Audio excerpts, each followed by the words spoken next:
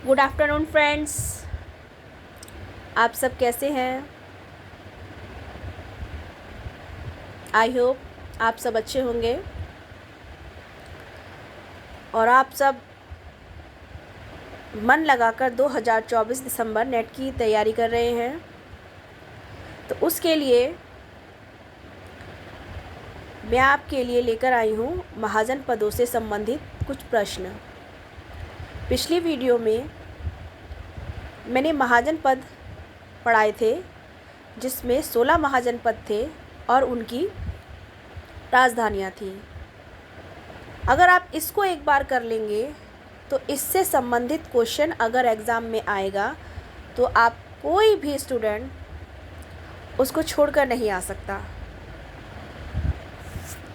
ठीक है,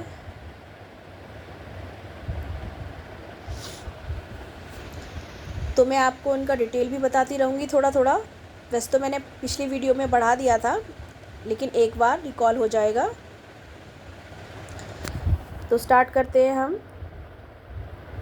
वैसे एग्ज़ाम में ये वन लाइनर क्वेश्चन नहीं आते हैं, ना ही उनके ऐसे ऑप्शन आते हैं कि 4 ऑप्शन दे दिए उसमें से एक ना। ऐसे क्वेश्चन आते हैं कि उसमें से 3 सही होंगे, एक गलत होगा। बहुत सारे ऑप्शन दे दिए जाते हैं, तो इसलिए हमें ऑप्शन के चक्कर में नहीं पड़ना है, हमें बिल्कुल फैक्ट याद करने हैं कि इसका आंसर एक्यूरेट ये होगा। तो इसलिए मैं आपके वन लाइनर क्वेश्चन बनाए हैं। तो स्टार्ट करते हैं। 16 महाजन पदों का उल्लेख किस ग्रंथ में मिलता है? तो मैंने आपको पढ़ाया था 16 महाजन पद का उल्लेख बौद्ध ग्रंथ सुत्त पिटक,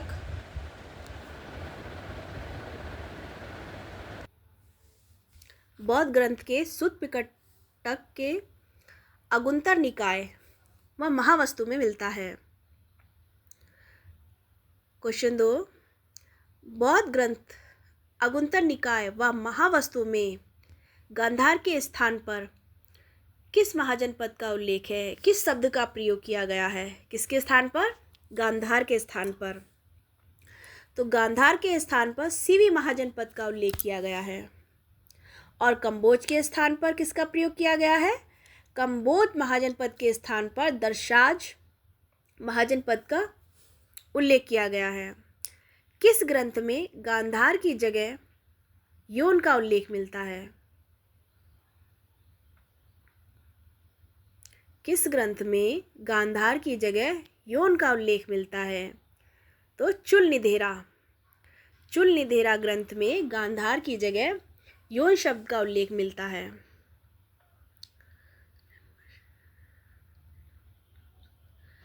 जनवसनतुत में कितने महाजन पदों का उल्लेख है? जनवसंसुत में कितने महाजन पदों का उल्लेख है? 12। तो ये क्वेश्चन भी बन सकता है कि 12 महाजन पदों का उल्लेख किस ग्रंथ में है? तो जनवसुत में 12 महाजन पदों का उल्लेख है। राजतंत्रात्मक महाजन पद की संख्या कितनी है? 14।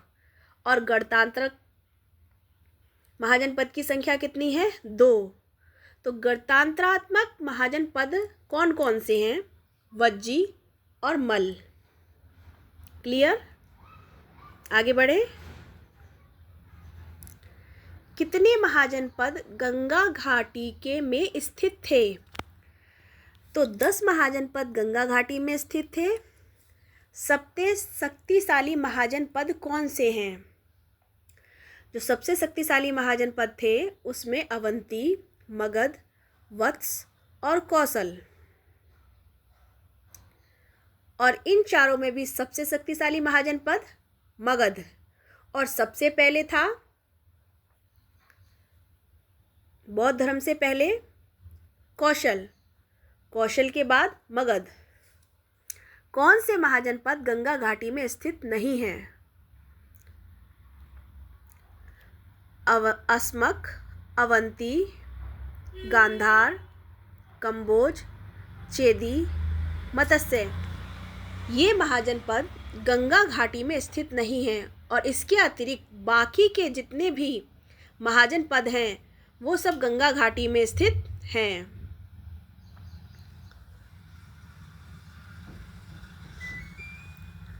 कौन सा महाजनपद दक्षिण में स्थित था? अश्मक। पढ़ाया था ना, याद है या भूल गए? चलो अब दोबारा से याद आ जाएगा। आहत मुद्राएं नाम किसने दिया? आहत मुद्राएं नाम वासुदेव शरण अग्रवाल ने दिया। आहत मुद्राओं को पंचमार्ग भी कहा जाता है और पंचमार्ग नाम किसने दिया? जेम्स प्रिंसेप ने। किस महाजनपद की दो दो राजधानियां हैं? कौशल, अवंती और पांचाल। इनकी दो दो राजधानियां हैं। ठीक है। कौशल की राजधानी कौन कौन सी हैं? उत्तरी कौशल में श्रावस्ती और दक्षिण कौशल में कुशावती। ठीक है। उत्तरी कौशल और दक्षिण कौशल के बीच में सरयू नदी बहती है। कौन सी नदी बहती है? सरयू नदी। और अवंती की दो राजधानियां कौन सी हैं? उत्तरी अवंती में उज्जैनी और दक्षिण अवंती में महास्मती। ठीक है। आगे क्या है? पांचाल। पांचाल की दो राजधानियां कौन कौन सी हैं? कमेंट्स करके बताइए ज़रा। चलो मैं ही बता देती हूँ। पांचाल की दो राजधानियां हैं। उत्तरी पांचाल की अहिच्छद्र, जो बरेली का वर्तमान रामनगर भी कहलाता है, और दक्षिणी पांचाल की राजधानी काम्पिल्य। ठीक है। चंपा का वास्तुकार कौन था? चंपा का वास्तुकार महागोविंद था। राजगृह का निर्माण किसके निर्देशन में हुआ था? चंपा का वास्तुकार भी महागोविंद था और राजगृह का निर्माण महागोविंद के निर्देशन में ही हुआ था। यहाँ तक क्लियर है? आगे चलते हैं। अंग। अंग की राजधानी कौन सी थी? चंपा। चंपा का अंग अंग। अवंती की राजधानी कौन सी थी? उत्तरी अवंती की राजधानी उज्जैनी और दक्षिण अवंती की राजधानी महिष्मती। अभी पीछे बताया था ना। उज्जैनी व महिष्मती के बीच कौन सी नदी बहती है? वेत्रवती नदी। कौन सी नदी बहती है? वेत्रवती नदी। और कौशल की जो दो राजधानियां थी, उत्तरी कौशल की श्रावस्ती और दक्षिण कौशल की कुशावती, उनके बीच कौन सी नदी बहती थी? सरयू नदी। ठीक है, तो कंफ्यूजन नहीं होना है। उज्जैनी व महिष्मती के बीच में वेत्रवती और उत्तरी कौशल व दक्षिणी कौशल के बीच में सरयू नदी। चंड प्रद्योत ने किसके प्रभाव से बौद्ध धर्म ग्रहण कर लिया था? बौद्ध भिक्षु महाकच्छायन के प्रभाव से चंड प्रद्योत ने बौद्ध धर्म ग्रहण कर लिया था। अस्मक की राजधानी कौन सी थी? अस्मक घोड़ा, घोड़े पर बहुत सारा बोझ, पोटली। ठीक है, तो अस्मक की राजधानी कौन सी थी? पोतन या पोटली। वर्तमान में से क्या कहते हैं? बोधन। मूलक की राजधानी कौन सी थी? प्रतिष्ठान, जो आधुनिक पैंठल भी कहलाता है। अंग व मगध का उल्लेख किस वेद में मिलता है? अंग व मगध का उल्लेख अथर्ववेद में मिलता है। अथर्ववेद में मगध के निवासियों को क्या कहा गया था? वार्त्य। आगे चलते हैं। सबसे शक्तिशाली महाजनपद कौन सा था? सबसे शक्तिशाली महाजनपद बताया था पिछली वीडियो में, मगध। मगध की प्राचीन राजधानी कौन सी थी? गिरिव्रज। अंग का विलय मगध में किसने किया? ये मैंने आपको कई बार बताया था। अंग का विलय मगध में बिंबिसार ने किया था और अवंती का विलय मगध में शिशुनाग ने किया था। और मत्स्य की राजधानी क्या है? विराटनगर। मल्ल की 2 राजधानियां थी, कौन कौन सी? कुशीनारा, जिसे आधुनिक देवरिया कहते हैं, पावा, जिसे आधुनिक पंडरौना कहते हैं। उभंटक नामक संस्थागार किसने बनवाया? पावा के मल्लों ने बनवाया। किसके लिए बनवाया था? गौतम बुद्ध के लिए बनवाया था, और उन्होंने ही उसका, गौतम बुद्ध ने ही उभटक नामक संस्थागार का उद्घाटन किया था। ठीक है। कुरु की राजधानी क्या है? इंद्रप्रस्थ। कौन सा महाजनपद अपनी बुद्धि व बल के लिए प्रसिद्ध था? अपनी बुद्धि व बल के लिए कौन सा प्रसिद्ध था? कुरु। कुरु मतलब कुरुक्षेत्र में युद्ध होते रहते हैं बुद्धि व बल के अनुसार। कंबोज की राजधानी हाटक। राजपूत, अरे बहुत बोझ है, हटाओ हटाओ हटाओ। ये ट्रिक बताई थी ना, याद आ रही है? कंबोज को वार्ता शस्त्रोपजीवी संघ किसने कहा? कंबोज को वार्ता शस्त्रोपजीवी संघ कौटिल्य ने कहा। कंबोज किसके लिए प्रसिद्ध था? कंबोज घोड़े के लिए प्रसिद्ध था। कौशल की कितनी राजधानियां थी? कौशल की 2 राजधानियां थी, कौन कौन सी? उत्तरी कौशल श्रावस्ती, दक्षिण कौशल कुशावती। कौशल का विलय मगध में किसने किया? कौशल का विलय मगध में अजातशत्रु ने किया। अंग का विजय किसने किया था? बिंबिसार ने। अवंती का विजय किसने किया था? शिशुनाग ने। और कौशल का विलय मगध में किसने किया था? अजातशत्रु ने। रामायण काल में कौशल की राजधानी कौन सी थी? रामायण काल में कौशल की राजधानी को क्या कहते थे? साकेत या अयोध्या। काशी की राजधानी कौन सी थी? वाराणसी। काशी का उल्लेख किस वेद में मिलता है? काशी का उल्लेख अथर्ववेद में मिलता है। काशी राज्य की शक्ति व समृद्धि का वर्णन किस ग्रंथ में है? महावग। महावग ग्रंथ में है, जो कि एक बौद्ध ग्रंथ है। काशी मुख्यतः किस व्यापार के लिए प्रसिद्ध था? घोड़े व वस्त्र उद्योग के लिए।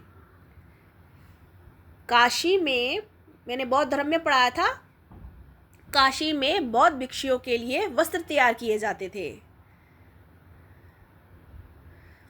वत्स की राजधानी कौशाम्बी। वत्सराज उद्यान किसके प्रभाव से बौद्ध मत में दीक्षित हुआ? वत्सराज उद्यान बौद्ध भिक्षु पिंडोला भारद्वाज के प्रभाव से बौद्ध धर्म में दीक्षित हुआ। उद्यान के पिता का नाम क्या था? उद्यान के पिता का नाम था विदेही पुत्र परतप। उनके पिता का नाम क्या था? परतप। वत्साद उद्यान व अवंती नरेश चंद्र प्रद्योत की पुत्री वासवदत्ता के परिणय का अर्थ है प्रेम की कथा का वर्णन किसमें मिलता है? भास के स्वप्नवास दत्ता में और प्रतिज्ञा योग अवधारण में, और हर्ष की रत्नावली में और प्रियदर्शिका में। सरित्र सागर में, कथा मंजरी में भी चंद्र प्रद्योत की पुत्री वासवदत्ता और उद्यान के प्रेम का वर्णन मिलता है। वत्स महाजनपद किसके लिए प्रसिद्ध था? वत्स महाजनपद सैन्य शक्ति के लिए प्रसिद्ध था। लखपति व्यापारियों का नगर किसे कहा जाता है? लखपति व्यापारियों का नगर कौशाम्बी को कहा जाता है। जैन धर्म के छठे तीर्थकर प्रथम प्रभु ने किस पर्वत पर तपस्या की थी? जैन धर्म के छठे तीर्थकर पद्म प्रभु ने प्रभासगिरी पर्वत पर तपस्या की थी। वज्जी की राजधानी कौन सी थी? मिथिला या वैशाली। वैशाली का आधुनिक नाम बसाण और मिथिला का आधुनिक नाम जनकपुर। चेटक की कितनी पुत्रियां थी? चेटक की 5 पुत्रियां थी। चलना का विवाह किसके साथ हुआ था? बिंबिसार। याद करने की ट्रिक, चलनी से बारीक बारीक छानते हैं। प्रभावती का विवाह किसके साथ हुआ था? उदयन के साथ। जब सूर्य उदय होता है तो प्रभात होती है। ओके, तो ये क्वेश्चन थे महाजन पदों से संबंधित।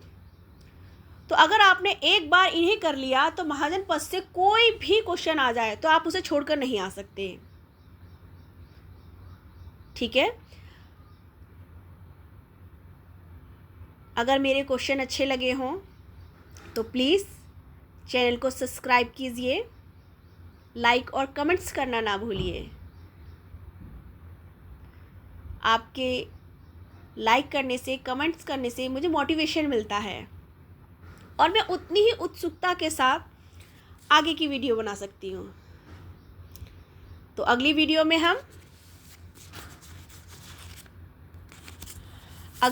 में हम पढ़ेंगे प्राचीन भारतीय गणराज्य। आप सिलेबस में चेक कर लीजिए, अब मैं आपको एक एक चीज़ क्रम से करा रही हूँ, टॉपिक वाइज, कोई भी टॉपिक रह ना जाए। ठीक है, तो आज के लिए बस इतना ही। मिलते हैं अगली वीडियो में प्राचीन भारतीय गणराज्य के साथ। तो ओके, बाय बाय।